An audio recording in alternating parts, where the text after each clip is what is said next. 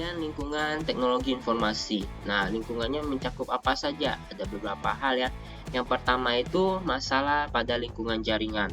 Nah, lingkungan jaringan berarti berkaitan dengan jaringan networknya ya, jaringan apanya ya, jaringan atas kelancaran atau penyaluran datanya, penyaluran informasinya, transmisi informasi ataupun transmisi datanya. Di sini ada yang pertama ada local area networknya, metropolitan area network, dan juga wide area network. Nah, ini berkaitan dengan jaringan komputerisasinya ya, jaringan internetnya, jaringan komputerisasinya seperti apa. Ini berkaitan dengan transmisi data maupun transmisi informasi itu dalam lingkungan informasi teknologi. Kemudian yang kedua itu masalah pada sistem e-commerce-nya. Nah, e-commerce-nya itu meliputi firewall, kemudian teknik enkripsi, dan juga tanda tangan digital. Nah, bagaimana pelaksanaan atas sistem e-commerce-nya? E-commerce-nya itu berarti ya suatu sistem atau suatu transaksi yang dilakukan secara melalui jaringan komputerisasi. Ini ada firewall. Firewall itu apa? Firewall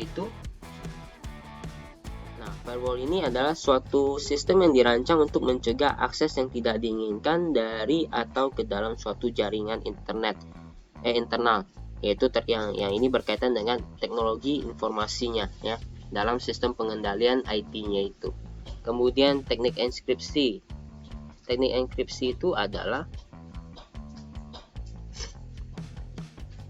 proses teknik yang mengonversikan sejumlah informasi menjadi kode rahasia sehingga mengaburkan data yang Anda kirim, terima, ataupun simpan. Pada dasarnya, semua data informasi ini dikonversikan atau dibentuk menjadi sebuah algoritma yang digunakan untuk mengacak data sebelum pihak penerima memulihkan kembali data yang diacak tersebut menggunakan kunci deskripsi. Nah, gitu. Nah, ini masalah-masalah pada sistem e-commerce-nya atau transaksi antar jaringannya. Kemudian tanda tangan digital. Nah, ini berkaitan dengan otorisasinya juga ya. Tanda tangan digital ini adalah skema matematis yang digunakan untuk membuktikan keaslian pesan atau dokumen digital. Nah, skema ini menjadi jaminan bahwa data dan informasi yang digunakan itu benar-benar berasal dari sumber data yang benar. Kemudian yang ketiga, yaitu pada lingkungan IT ya, terdapat masalah pada sistem manajemen database. Nah, di sini terkait dengan klien dapat membuat database yang digunakan bersama dalam banyak aplikasi. Nah, jadi database yang digunakan itu dapat digunakan secara bersama ya dalam banyak aplikasi ya, sehingga ini memiliki resiko yang berkaitan dengan berkaitan dengan informasi teknologi juga gitu ya. Semakin banyak akses ya, resiko kecurian datanya, kehilangan datanya juga akan semakin besar. Kemudian integrasi sistem yang digunakan dalam sistem perencanaan sumber daya manusia. Nah, ini berkaitan dengan integrasi atas sistem yang digunakan ya dalam sistem perencanaan sumber daya perusahaan. Nah, tentunya hal ini lebih kompleks lagi, lebih banyak hal yang perlu diperhatikan. Otomatis informasi teknologi yang digunakan, yang diperlukan ya semakin kompleks dan juga semakin rumit. Nah, bagaimana si informasi teknologi ini mewujudkan atau menyiapkan informasi teknologi atau suatu proses atau suatu program secara komputerisasi yang aktual, yang akurat, yang dapat berjalan secara baik dan benar, dan juga secara efisien dan juga efektif. Nah, itu menjadi kendala dalam lingkungan informasi teknologi. Kemudian berikutnya, jaringan komputer dan keamanan data dalam jaringan. Nah, ini dua hal yang umum ya, yang penting dalam informasi teknologi. Nah, jaringan komputer adalah sekelompok komputer otonom yang saling berhubungan sehingga dapat saling berbagi informasi. Jadi jaringan komputer ini terdiri dari beberapa komputer ya, nama satu perusahaannya pasti banyak yang menggunakannya, banyak penggunanya ya. Nah, semuanya itu dapat bertukar berbagi informasi dalam satu jaringan yang kita sebut sebagai jaringan komputer ini. Nah, tujuannya untuk membangun jaringan komputer tentunya berfungsi untuk apa? Yaitu untuk menyajikan informasi dari sisi pengirim transmitter menuju ke sisi penerima atau receiver melalui media komunikasi. Jadi ada pertukaran data antara si satu bagian divisi dengan divisi lain, atau dari user yang pertama ke user yang lain. Itu yang untuk memudahkan pertukaran informasi di sini, ya, agar lebih efektif dan juga lebih efisien. Manfaat dari jaringan komputer ini apa? Yaitu untuk mempercepat, nah tadi sudah saya sampaikan, untuk mempercepat proses berbagi datanya atau data sharingnya dan melayani klien lebih efektif dan juga efisien. Keamanannya bagaimana? Nah, dengan identifikasi pemakai ketiga dalam proses login, ya, disebut autentifikasi pemakai. Jadi yang namanya untuk keamanan jaringan komputernya tentunya ada yang diberikan yang namanya hak aksesnya. Nah, hak akses ya masing-masing hak akses berbeda ya. Kemudian masing-masing juga memiliki privasi atas hak akses ini, ya, terkait dengan ID-nya, kemudian passwordnya, otorisasinya, dan juga hak aksesnya itu meliputi apa saja gitu. Nah, ini untuk apa? Untuk melindungi kerahasiaan data dan juga melindungi kebenaran data dalam jaringan komputer ini, dalam suatu jaringan komputer. Karena dengan jaringan komputer ya semuanya bisa saling mengakses, saling bertukar informasi secara cepat dan juga efisien. Nah, ini model jaringan pada sistem informasi. Nah, misalnya di sini nih ada beberapa user ya. Di sini yang kita mulai dari tahapan paling bawah dulu, dari button manajemennya dulu, yaitu ada kepegawaian terkait dengan bahan mentah, produksi, logistik dan gudang, penjualan dan koperasi. Ya, masing-masing punya hak aksesnya, punya jaringan komputer tersendiri atau mempunyai user tersendiri. Nah, masing-masingnya itu informasinya diberikan kepada siapa? Ya, di atasnya yang mempunyai otorisasinya yaitu kepala bagian masing-masing divisi. Nah, setelah itu informasinya itu diotorisasi ataupun dipertanggungjawabkan ke top manajemennya lagi, yaitu ada kepala divisi kepada kepala cabang, kemudian kepala cabang pertanggungjawabannya ke kepala departemen, kemudian direktur, dan juga server pusat. Nah, ini server pusat itu untuk merekam atau menyimpan semua transaksi atau semua kejadian, semua penginputan, semua proses yang terjadi dalam suatu perusahaan. Ya, jadi semuanya disimpan di dalam server dan juga di backup, ya, agar untuk melindungi adanya data yang rusak ataupun data yang hilang. Gitu. Nah, semuanya itu dilaporkan, diinformasikan kepada siapa? Yaitu kepada top manager.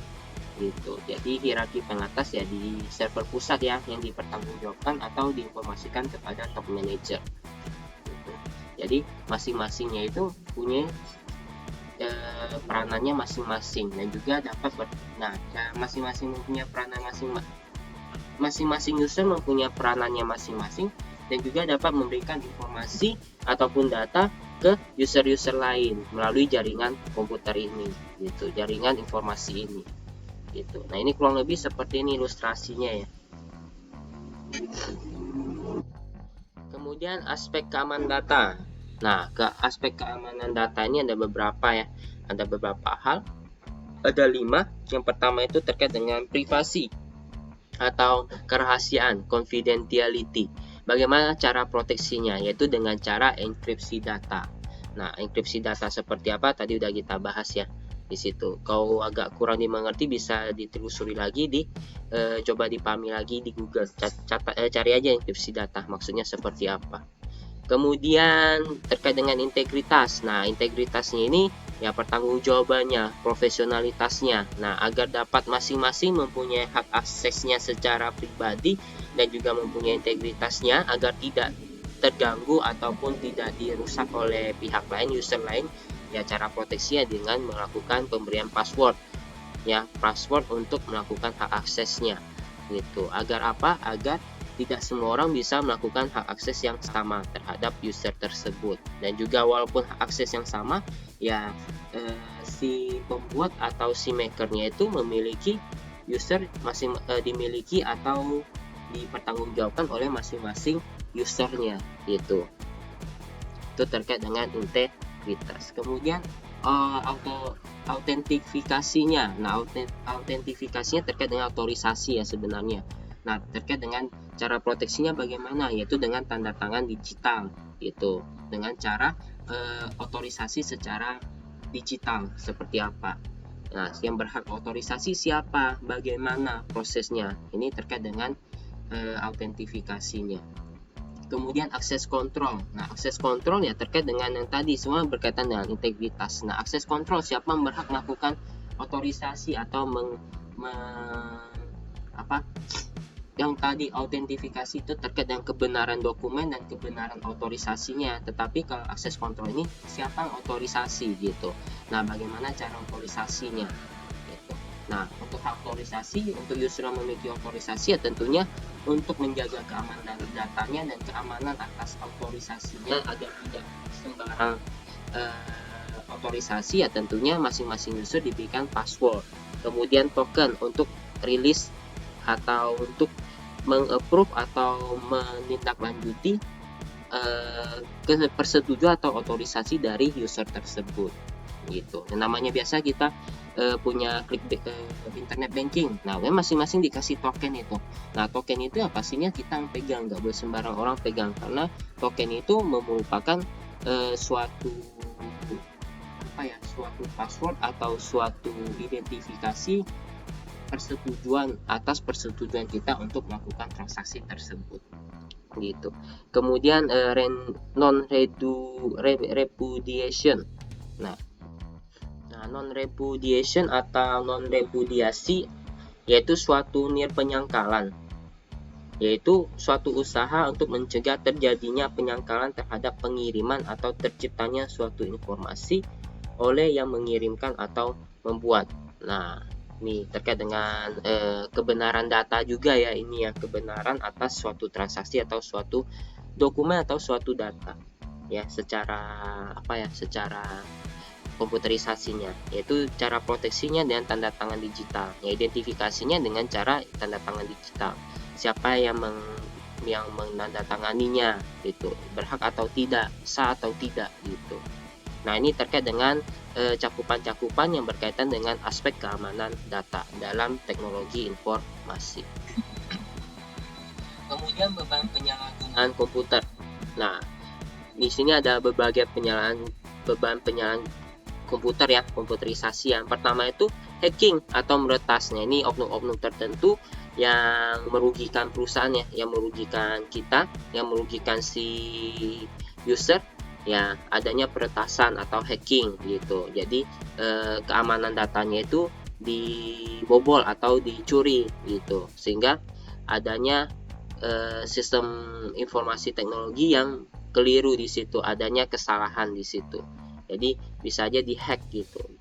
Jadi bukan, misal kita nih punya satu akun untuk mengakses penjualan, dihack sama si oknum-oknum tertentu yang merugikan kita. Dibuatlah sembarangan transaksi atau transaksi-transaksi fiktif, atau dihapus data kita, ataupun dicuri data-data kita.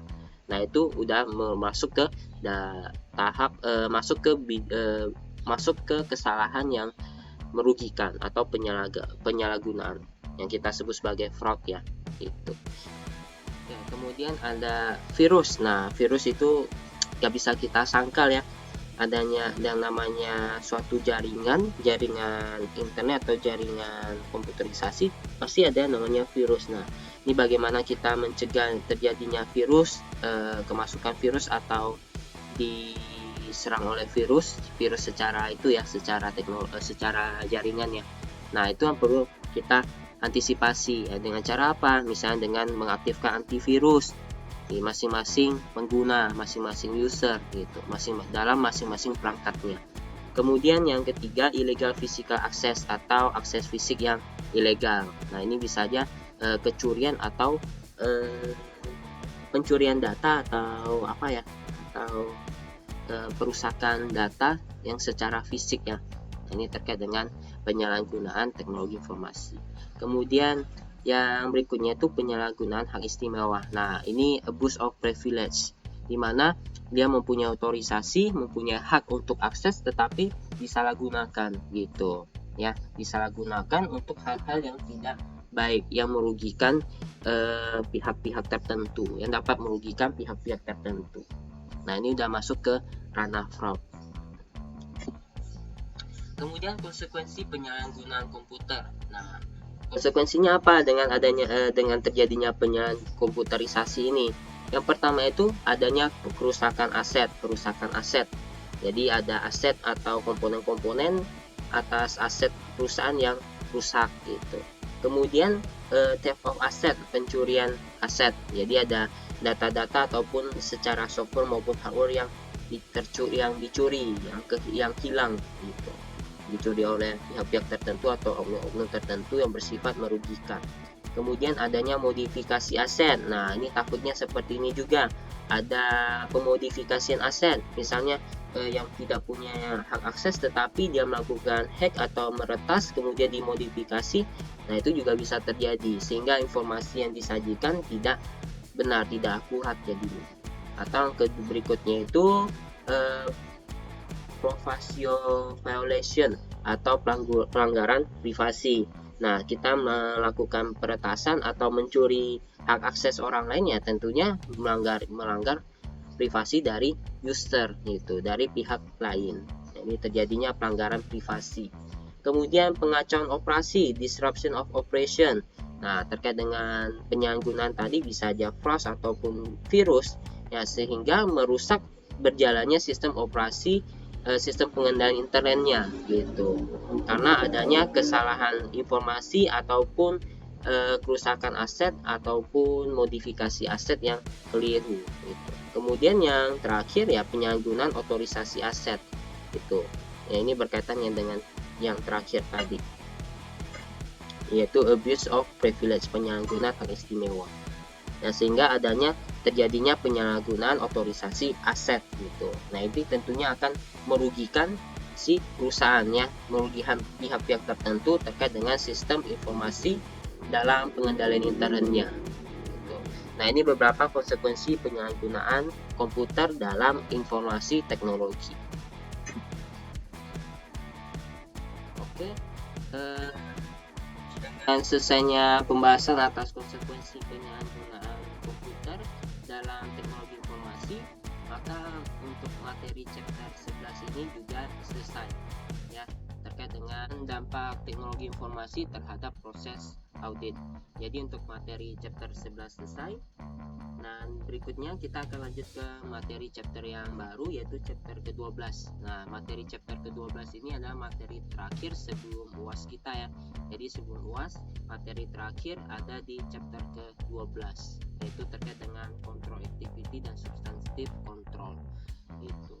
Nah, untuk materi chapter ke-12 ini nanti akan kita bahas di video berikutnya. Untuk video kali ini berarti selesai di chapter 11. Sampai jumpa semuanya dan terima kasih.